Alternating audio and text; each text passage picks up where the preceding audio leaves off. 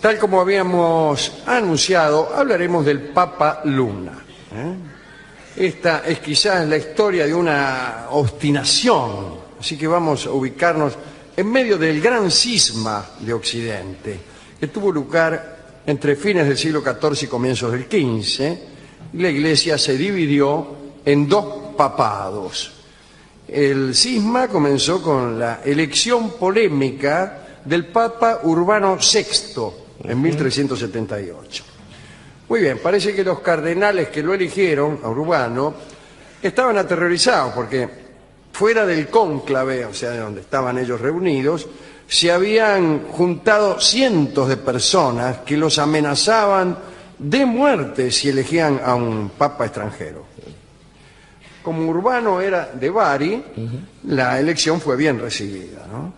Pero esto no les gustó a los nobles franceses, que impugnaron la elección y se produjo el cisma.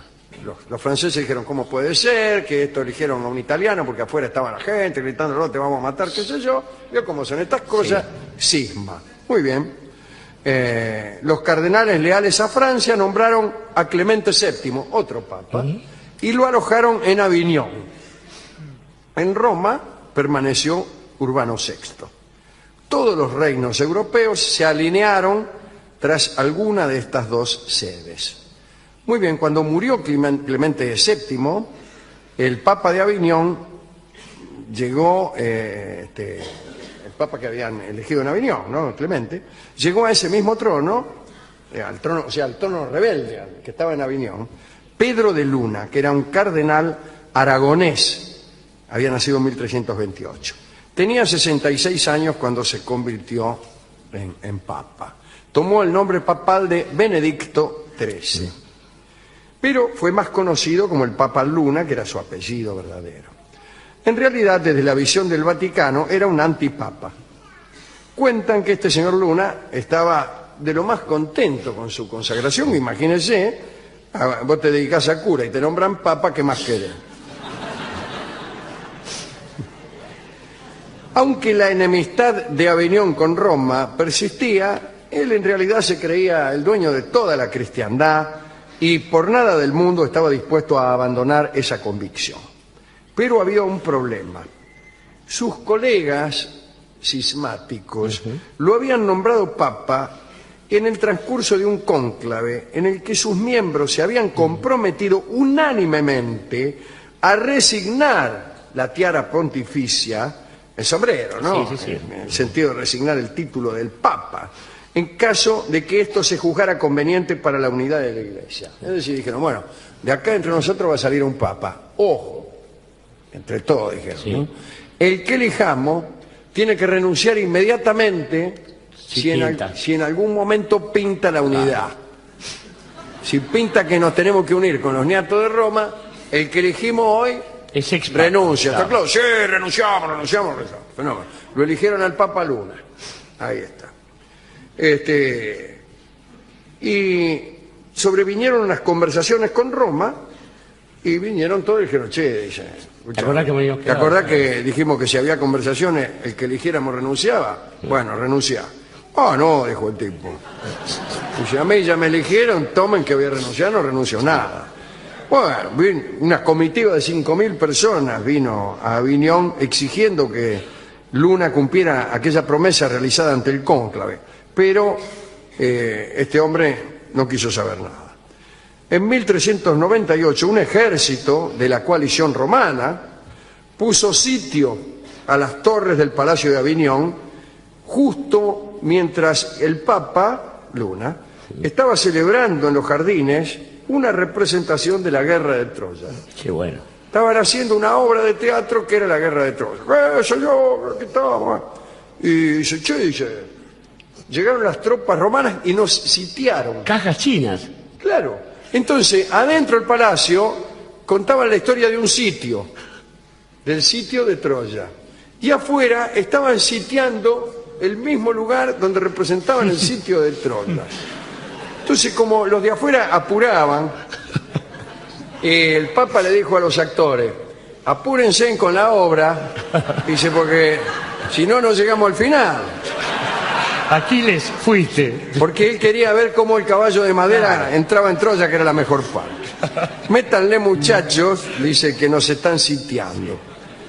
Cuando el ejército que los rodeaba le prendió fuego al palacio, se tuvo que suspender el incendio de Troya que estaba adentro.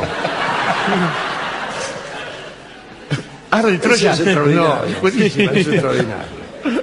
Al final, el Papa Luna pudo huir disfrazado, pero acá no dice de qué. Viajó por la noche y se metió en la corte de su amigo Luis II de Anjou, que lo recibió. En aquella corte, Luna diseñó un ejército para contraatacar y vencer a los romanos, pero no pudo reunir tropas suficientes. Viajó entonces a otra corte amiga, la del conde de Mallorca. Y allí en Mallorca sostuvo la jerarquía, una jerarquía a la que ya nadie daba el menor crédito. Pero el tipo vivía sentado en un trono, arropado en una túnica carmesí, cubierto con un birrete de armiño, y excomulgaba y lanzaba anatemas a personas que ni siquiera se enteraban de quién era él, o que se reían por la invalidez de estos decretos. El Papa Luna tenía un servidor muy fiel que se llamaba Vicentito Ferrer. Qué buen nombre para un servidor fiel, Vicentito Ferrer. Bueno, si yo tuviera que elegir un nombre para un servidor de un papa exonerado, elegiría Vicentito Ferrer. Este servidor, Vicentito, cada tanto le aconsejaba que dejara de hacerse el violento, que entendiera la razón de la fuerza, etcétera, así que se embromaba. Pero el Papa insistía en su papado. E incluso organizó un baluarte, un lugar al que nadie pudiera acceder para refugiarse allí, en la playa de Peñíscola. Peñíscola es una playa justamente que queda en Castellón, en la comunidad de Valencia. Sí, es un lugar muy lindo. Y allí grabó una inscripción, no sé dónde, en la playa probablemente, que es un buen lugar para grabar inscripciones, pero son efímeras. Peñíscola. No, en la puerta del castillo, que decía: esta es el arca de Dios. Guarda, Bueno, como este hombre, Luna, no tenía facultades milagrosas, no hacía milagros, pero aquí que el ayudante, Vicentito Ferrer, sí. Ese es un ayudante. Hacía milagros. Entonces Luna, ni lerdo ni perezoso, aprovechó los milagros que hacía su ayudante, y se dijo que en realidad Vicentito operaba prodigios accediendo a gentiles pedidos del Papa, que de este modo vendría a ser un gestor de milagros transitivos. Bueno, Vicentito hizo muchos milagros, resucitó un par de muertos, profetizó la llegada de un barco con alimentos en tiempo de una terrible carestía. El barco llegó. Muy bien. Consiguió, atenti, que el propio Mefistófeles en persona le devolviera el pacto firmado a un hombre que había vendido su alma y que luego se había arrepentido de haberla vendido, como siempre pasa. Todo, sí. Este es un milagro extraordinario, porque el milagro no es que Mefistófeles devuelva o no devuelva la cédula firmada, sino que el milagro es que se aparezca para discutir el asunto. Ese es el bueno, no solo se apareció, sino que le devolvió la cédula al arrepentido. Eso es una buena noticia para algunos oyentes de este programa, que habiendo vendido su alma, están un poquito arrepentidos de esta enajenación. Bueno, estos son los milagros que hizo Vicentito, pero no sirvieron de nada porque nadie quería sostener al Papa Luna en su trono. Allí en Peñíscola, y solamente allí, gobernó 8 años. Era un lugar medio pobre, ¿no? Era el Papa en Peñíscola y el resto del mundo. Estaba dividido en 2 papados. Sí. El Papa, Vicentico y todo el resto del mundo. Y a veces el diablo, ¿no? El Papa era servido sin ceremonia en opacas vajillas. Nada de esos platos lujosos. En realidad tenían una vajilla de oro, sí, para visitas importantes, pero ahí estaban los platos guardados porque nadie importante venía, ni poco importante tampoco. Algunos funcionarios de Roma empezaron a tomarse en serio la rebelión del Papa Luna, y durante el Concilio de Constanza se trató el tema. Che, ¿qué hacemos con este tipo? y se legalizó la deposición de Pedro de Luna, discúlpeme la forma en que lo dije, y la unificación de la iglesia en la figura de Martín V. Entonces fue una comitiva a comunicarle a Pedro Luna los resultados del concilio. Dice, venimos a comunicarle los resultados del concilio. Y él dijo, aquí llegan los cuervos del concilio, y los echó a patadas. Pero antes les avisó que la iglesia no estaba en Constanza, sino allí, en Peñíscola, en Suarca. Y bueno, empezó de él excomulgar y excomulgar a todo el que se le ponía entre ceja y ceja. Al final se quedó solo. Bueno, en realidad ya estaba solo. Se decía que tenía solamente 2 demonios servidores que los tenía encerrados en un cofre. Mirá vos. Vivió en el castillo de Peñíscola encerrado hasta su muerte en 1422. A los 95 años de edad murió. Su cuerpo fue trasladado a la aldea donde había nacido, allá en Aragón, y de allí lo sacaron siglos más tarde los franceses de Napoleón Bonaparte cuando invadieron España. Y parece que esparcieron sus huesos por el río Isuela. Algunos pescadores piadosos consiguieron recuperar el cráneo que estaba guardado en el castillo de Sabiñán, hasta que unos jóvenes lo robaron hace unos años, en el año 2000. Pero después de 5 meses lo hallaron y el gobierno de Aragón solicitó una prueba de ADN para determinar si ese resto óseo correspondía finalmente a Benedicto XIII. En el Boletín Oficial de Aragón del 20 de diciembre de 2006, los informes de los forenses concluyeron que, desde un punto de vista antropológico, la cabeza es casi absolutamente compatible con la del Papa Luna. O sea que podría ser. Y entonces fue declarado bien de interés cultural por las dudas. Bueno, y hay algunos que dicen que no, otros que sí.